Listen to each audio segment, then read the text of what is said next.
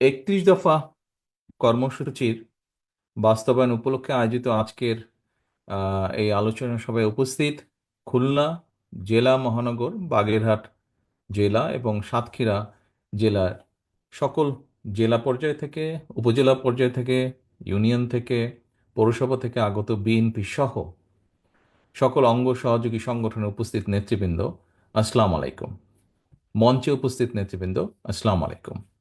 আমি প্রথমেই আজকের এই আহ, প্রশিক্ষণ কর্মশালার যারা এখানে ঢাকা থেকে গিয়েছেন, আহ, জনাব জবিউল্লাহ সাহেব, ডক্টর পাভেল সাহেব এবং ডক্টর মাহাদি আমিন, তিনজনকে আমি অত্যন্ত আন্তরিকভাবে ধন্যবাদ জানাচ্ছি যে 31 দফার বিষয়টি আমাদের এই সকল নেতৃবৃন্দের সামনে সুন্দরভাবে তুলে ধরার জন্য, এক্সপ্লেন করার জন্য।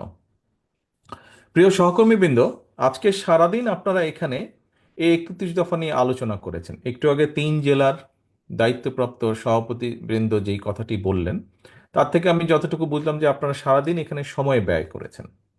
এখন প্রিয় নেতৃবৃন্দ, এই যে আপনারা যে সময় ব্যয় করেছেন, এই সময়টা আপনারা কেন ব্যয় করেছেন? আমার ধারণা, যেই প্রশ্নগুলো, ধারণা না মানে বাস্তবতা যা বলে, এই যে আমি আপনাদের সাথে কানেক্টেড হওয়ার পরে, যুক্ত হওয়ার পরে আপনারা আমার কাছে কিছু জিনিস জানতে চেয়েছেন। এর আগে নিশ্চয়ই ঢাকা থেকে যারা গিয়েছেন আলোচনা করার জন্য, তাদের কাছেও আপনারা জানতে চেয়েছেন। আমরা কি তাহলে ধরে নেব আপনাদের এই জানার পিছে কারণটা হচ্ছে এটাই যে আপনাদের কাছেও জনগণ জানতে চায় নিশ্চয়ই এরকম বিষয়গুলো, তাই না? এবং সেই জিজ্ঞাসাগুলো আপনারা আবার যারা যারা সুযোগ পেয়েছেন জিজ্ঞাসা করার, তারা তারা আবার মঞ্চে যারা নেতৃবৃন্দ আছে তাদেরকে জিজ্ঞেস করেছেন। এখন নেতৃবৃন্দ, এই যে আপনাদের জিজ্ঞাসাটা যদি জনগণের জিজ্ঞাসা হয়ে থাকে, জনগণের জিজ্ঞাসা হয়ে থাকে, তাহলে জনগণ আপনাদেরকে কেন জিজ্ঞেস করছে? সেটি জনগণ আপনাদেরকে কেন জিজ্ঞেস করছে?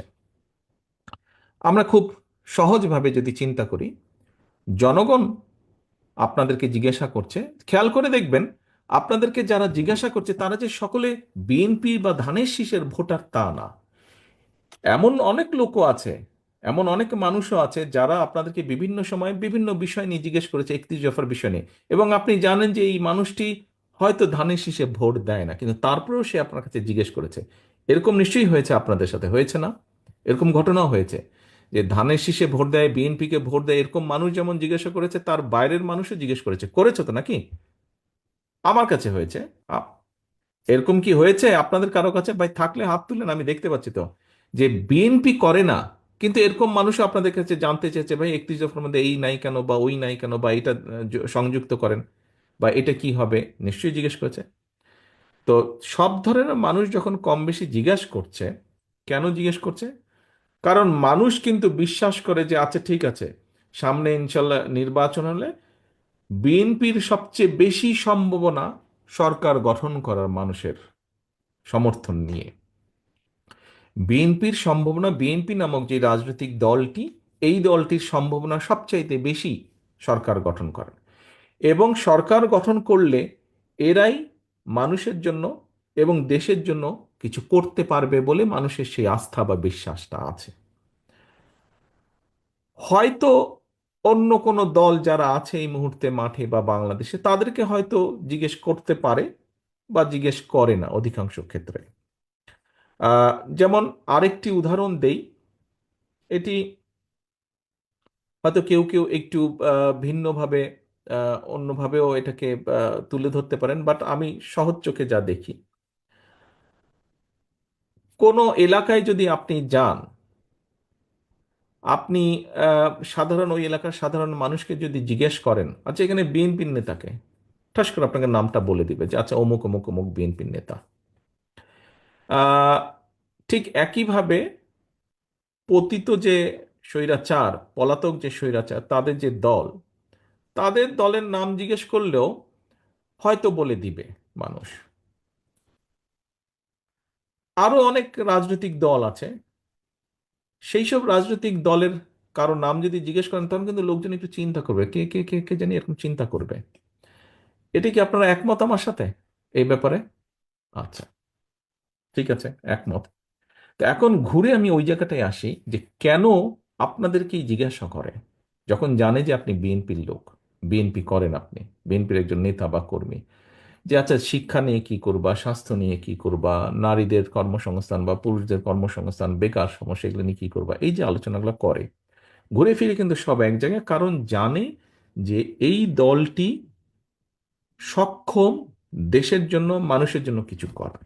এখন নেতৃবৃন্দ, তাই যদি হয়ে থাকে, আমি যেই কথাটি বললাম, হতে পারে আমি 15 বছর আগে দেশে ছিলাম, 15-16 বছর আগে দেশে ছিলাম, 15-16 বছর আগে আমি এই এই ফিলিংসটি দেখে এসেছি বা এই বিষয়টি দেখে এসেছি। এর মধ্যে এই বিষয়টি সম্পর্কে আপনাদের কাছ থেকে জেনেছি, অর্থাৎ গত কয়েক বছর ধরে আপনাদের সাথে যে আমার ইন্টারাকশন, তার মাধ্যমে জেনেছি। বাস্তবে মাঠে আপনারা আছেন।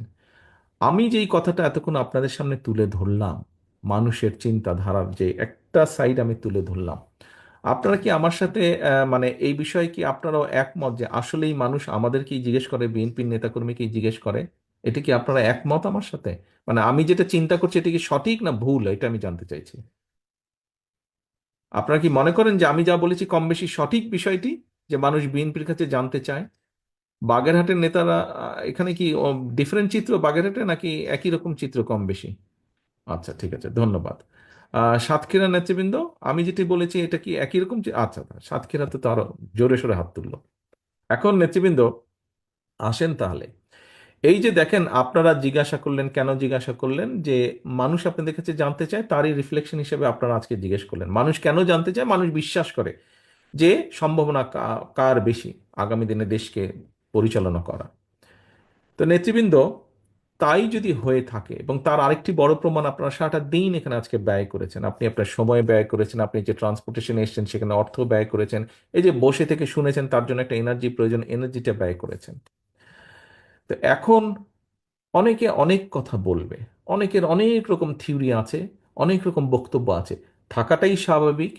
এবং আমরা সেটা আশাও করি যে প্রত্যেকে প্রত্যেকের মনোভাব তুলে ধরবে, প্রত্যেকে প্রত্যেকের কথা বলবে। এটাই গণতন্ত্রের বিউটি, বা এটাই গণতন্ত্রের সবচেয়ে বড় বিষয়, যে প্রত্যেকে প্রত্যেকের মনোভাব। কিন্তু প্রিয় নেতৃবৃন্দ, দিন শেষে কি, দিন শেষে কিন্তু একজন বেকার জানতে চাইবে তার বেকারত্বের অভিশাপ ঘুচানোর জন্য আপনি কি পদক্ষেপ গ্রহণ করছেন বা করতে চান। আপনি, একজন বাবা মা দিন শেষে জানতে চাইবে যে তার সন্তানের লেখাপড়ার ব্যাপারে আপনি বিএনপি হিসেবে, দল হিসেবে সুযোগ পেলে কি পদক্ষেপ গ্রহণ করবেন, যে তার সন্তানের লেখাপড়া সঠিকভাবে হবে, এই ব্যাপারে কি পদক্ষেপ গ্রহণ করবেন। একজন পরিবারের বাবা মা বা পারিবারিকভাবে প্রত্যেক পরিবারের সদস্য জানতে চাইবে যে তাদের জন্য, তাদের চিকিৎসার জন্য বিএনপি নামক দলটি কি ব্যবস্থা গ্রহণ করবে যদি তারা দেশ পরিচালনার সুযোগ পায়। ব্যবসায়ীরা জানতে চাইবে যে তাদের ব্যবসা যাতে তারা নির্বিঘ্নে করতে পারে, বা মানুষ যাতে নির্বিঘ্নে সমাজে চলাচল করতে পারে, তার জন্য আপনি আইন শৃঙ্খলার ব্যাপারে কি ব্যবস্থা গ্রহণ করবেন। মানুষ দেখতে চায়, মানুষ জানতে চাইবে যে আইন আদালত নিরপেক্ষভাবে, কোনো রকম রাজনৈতিক হস্তক্ষেপ ছাড়া তারা তাদের কাজ করবে। এই ব্যাপারে আপনার কমিটমেন্ট কি, এইগুলো মানুষ জানতে চায়। মানুষ জানতে চায়, এই আপনাদের প্রশ্নের মাধ্যমেই এগুলো ফুটে উঠেছে। এখন আমাদের বিভিন্ন বিষয়ে বিভিন্ন থিওরি থাকতেই পারে। আমরা রাজনৈতিকভাবে কার সাথে যাব, কাকে গ্রহণ করব, কাকে গ্রহণ করব না, কার সাথে সম্পর্ক করব, কার সাথে সম্পর্ক করব না, এগুলো আমাদের ব্যাপার। এগুলা নিয়ে হয়তো মানুষ দেখবে, কিন্তু মানুষ তার দৈনন্দিন সমস্যার সমাধান, সবচেয়ে বড় একটা যেটা সমস্যা এই মুহূর্তে আছে, জিনিসের দাম বাড়ছে, নিত্য প্রয়োজনীয় জিনিস, চাল ডাল তেল নুন, এইসব জিনিসের দাম বাড়ছে। এইসব জিনিসের দাম বাড়ার ক্ষেত্রে আপনি কি পদক্ষেপ গ্রহণ করবেন? হয় জনগণের ইনকাম বাড়ানোর ব্যবস্থা করবেন, আর না হলে চেষ্টা করবেন যে কি কি চেষ্টা করবেন, কি কি পদক্ষেপ নেবেন জিনিসপত্রের দাম যাতে সহনশীল পর্যায়ে থাকে। মানুষ এইগুলো জানতে চায় এবং এইগুলো দেখতে চায়। প্রিয় সহকর্মীবৃন্দ, বাংলাদেশ জাতীয়তাবাদী দল আমাদের প্রিয় দল, যেই দলের জন্য আপনারা জীবনের বহু সময় ব্যয় করেছেন, যেই দলের জন্য আপনারা অত্যাচারিত হয়েছেন, নির্যাতিত হয়েছেন, জেল জুলুম খেটেছেন, যেই দলকে আজকে আপনারা প্রতিষ্ঠিত করে তুলেছেন, এই দলের মূল উদ্দেশ্য বা লক্ষ্যই হচ্ছে, অথবা এই দল যতবার অতীতে ছিল, যেমন এখানে একজন প্রশ্নকর্তা বলেছেন যে আমাদের বিউটি আপা উনি বলেছেন যে শহীদ জিয়া, দেশনেত্রী খালেদা জিয়া যখন সুযোগ পেয়েছেন ওনারা নারীদের জন্য কি কি পদক্ষেপ করেছেন, শিক্ষার জন্য কি করেছেন। আরেকজন বলেছেন, খুব সম্ভব মৃণাল কান্তি, উনি বোধহয় বলেছেন যে বিএনপি যখন সুযোগ পেয়েছে, এই যে বাংলাদেশে দুটো বড় সেক্টর বৈদেশিক মুদ্রা অর্জনের, একটি হচ্ছে গার্মেন্টস, আরেকটি হচ্ছে আমাদের প্রবাসী ভাইদের রেমিটেন্স, এই দুটোই কিন্তু শহীদ জিয়ার অবদান, এই দুটোই কিন্তু বিএনপির অবদান। অর্থাৎ বিএনপি এই দুটোকে শুরু করেছে, তারপরে পর্যায়ক্রমিকভাবে এগিয়েছে, কম বেশি হয়তো পরবর্তী সরকার কেউ কম করেছে, কেউ বেশি করেছে, কেউ ভালো করেছে, মন্দ করেছে, সেটা হচ্ছে অন্য ব্যাপার, বাট শুরু করেছে বিএনপি। কাজেই জনগণ জানতে চায় যে এরকম শিক্ষার ব্যাপারে, এরকম কর্মসংস্থানের ব্যাপারে যেভাবেই হোক আপনারা কি করছেন, এইগুলা করেছে, সেই জন্যই মানুষ দেখেছে, মানুষ করেছে। এখন আমাদের দায়িত্ব হচ্ছে যে আমরা কি চাই, কি করেছি, কি করতে চাই, দেশের জন্য ভালো কি করেছি, দেশের জন্য ভালো কি করতে চাই, মানুষের জন্য ভালো কি করেছি, মানুষের জন্য ভালো কি করতে চাই, এই কথাগুলো নিয়ে যাওয়া মানুষের কাছে।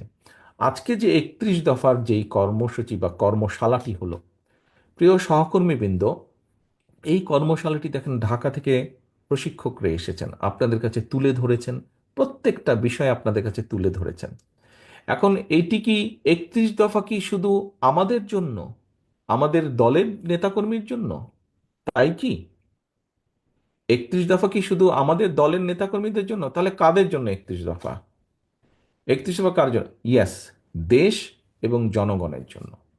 তাহলে এখানে আহ, খুব সম্ভব আয়েশা সিদ্দিকী উনি একটি বলেছিলেন মহিলাদের ব্যাপারে যে ওনারা 31 দফা মানুষের কাছে নিয়ে নিয়ে যেতে চান। আমি বলেছিলাম যে এটা তো আপনাদেরকে উদ্যোগ গ্রহণ করতে হবে। দেখুন, কেন্দ্র থেকে আমরা 31 দফার বিষয় আমাদের জেলা উপজেলা পর্যায়ের নেতৃবৃন্দ আপনাদেরকে আমরা তুলে ধরেছি, বিএনপি সহ অন্য অঙ্গ সহযোগী সংগঠনের নেতৃবৃন্দের সামনে তুলে ধরেছি। এখন কিন্তু এটিকে নিয়ে যেতে হবে আপনাদেরকে। আয়েশা সিদ্দিকী বলেছিলেন যে আমরা কি করবো, আমি বলছি যে আপনাদেরকে উদ্যোগ গ্রহণ করতে হবে। নেতৃবৃন্দ, এই যে আমাদের দলটি, বাংলাদেশ জাতীয়তাবাদী দল, এই দলটি কিন্তু শুধু একা শহীদ জিয়া নন, শুধু একা খালেদা জিয়া নন, শুধু আমি একা নই, শুধু মির্জা ফখরুল ইসলাম আলমগীর নন, বা স্থায়ী কমিটির সদস্যরা শুধু নন। এই দলটিতে দেখেন বিগত স্বৈরাচারী সরকারের সময় আমাদের 60 লক্ষ নেতাকর্মীর নামেই তো মিথ্যে মামলা ছিল, 50 লাখের বেশি।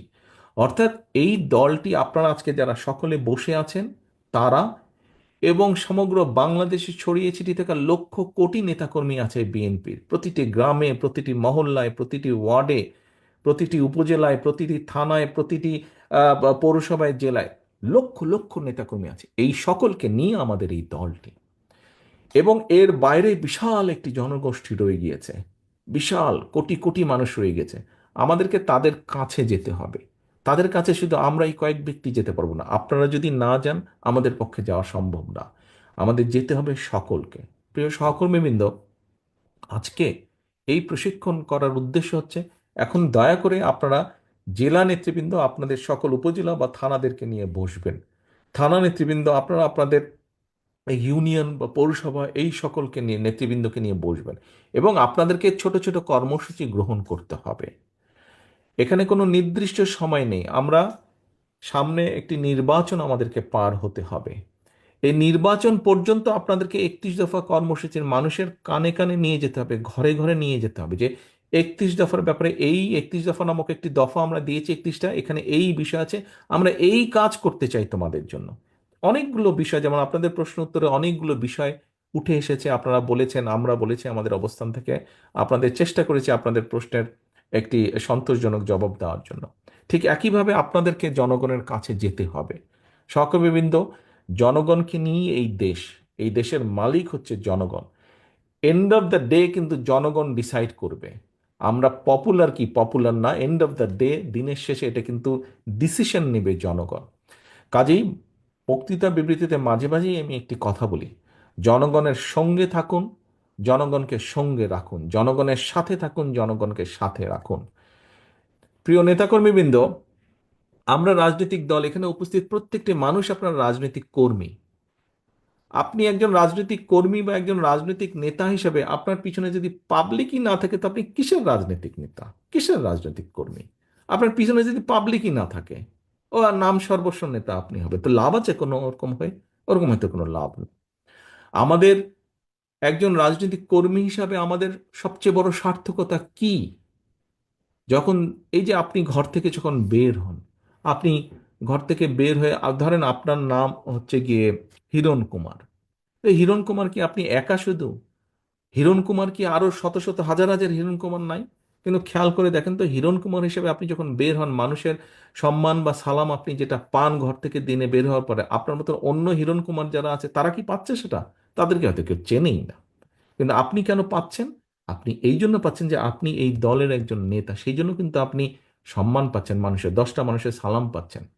এখন ভাই, কথাটা হচ্ছে যে 10টা মানুষ কেন সালাম দিচ্ছে? 10টা মানুষ সালাম দিচ্ছে যে আপনি বিপদে আপদে হোক বা তার ভবিষ্যৎ নিয়ে আপনি কাজ করেন, চিন্তা করেন। কিন্তু আপনি যদি এমন কিছু করেন যেটা তাকে আঘাত করবে, দুঃখ দিবে, আপনার পেছন থেকে সরে যাবে, আপনার পিছনে এখন আপনি সালাম পান, আপনি বের হলে মিছিল করলে সে এসে মিছিলে হয়তো অংশগ্রহণ করে, হয় মধ্যে থেকে বা পিছনে থেকে একজন সমর্থক হিসাবে। কিন্তু আপনি যদি এমন কোনো কাজ করেন যেটাতে সে আঘাতপ্রাপ্ত হবে, সে কি আপনার পেছনে থাকবে? সে কি পাবলিকটা আপনার পিছনে থাকবে? সে যদি না থাকে তো আপনি কিসের নেতা? আপনি কিসের নেতা?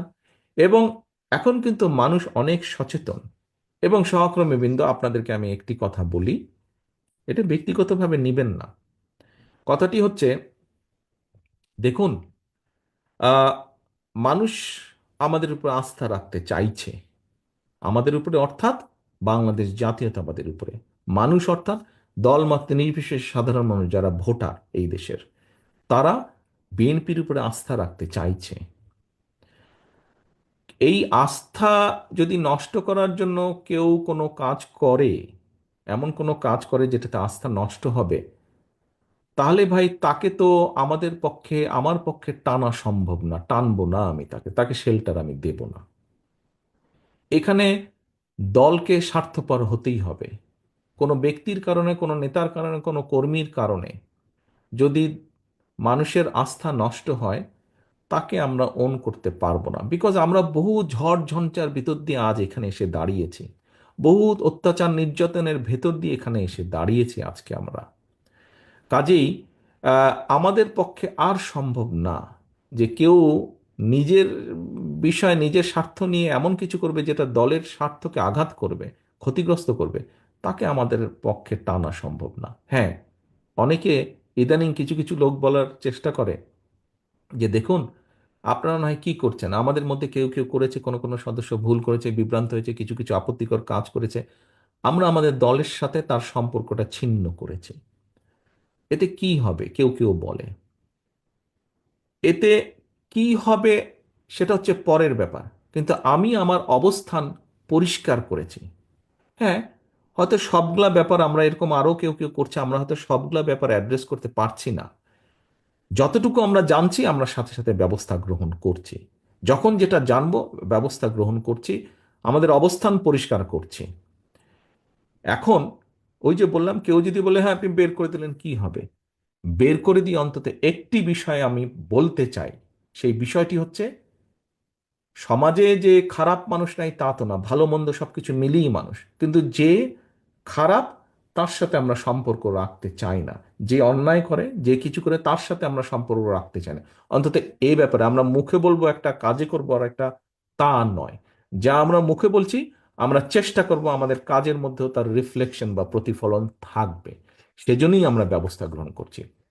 একটি রাজনৈতিক দল হিসাবে, একটি সংগঠন হিসাবে যেটি আমরা সর্বোচ্চ করতে পারি, আমরা সেটিই করছি, সেটি করার চেষ্টাই আমরা করছি, সেটি ইনশাল্লাহ আমরা করব। এখন আমরা যদি আজকে সরকারে থাকতাম, তাহলে আমরা যেটা করতে পারতাম, যারা এসব কাজ করছে দলের সাথে তাদের সম্পর্ক আমরা ছিন্ন করতাম তো অবশ্যই, একই সাথে দেশের আইন অনুযায়ী আমরা তাদের বিরুদ্ধে ব্যবস্থা গ্রহণ করতে পারতাম। কিন্তু সেই অবস্থানে এই মুহূর্তে আমরা নেই, সেই অবস্থানে এই মুহূর্তে আমরা নেই। কাজেই সেই অবস্থানে যদি ইনশাল্লাহ আমাদের যাওয়ার সুযোগ হয়, আজকে যেমন শুধু দলের সাথে সম্পর্ক ছিন্ন করছি, এর পরবর্তীতে সরকারি অবস্থানে থাকলে তখন যেহেতু আমাদের একটি সুবিধা থাকবে, অন্যায়কারী যেই হোক না কেন আমরা মুখে যেটা বলি আমরা সেটা বাস্তবায়নের চেষ্টা করব।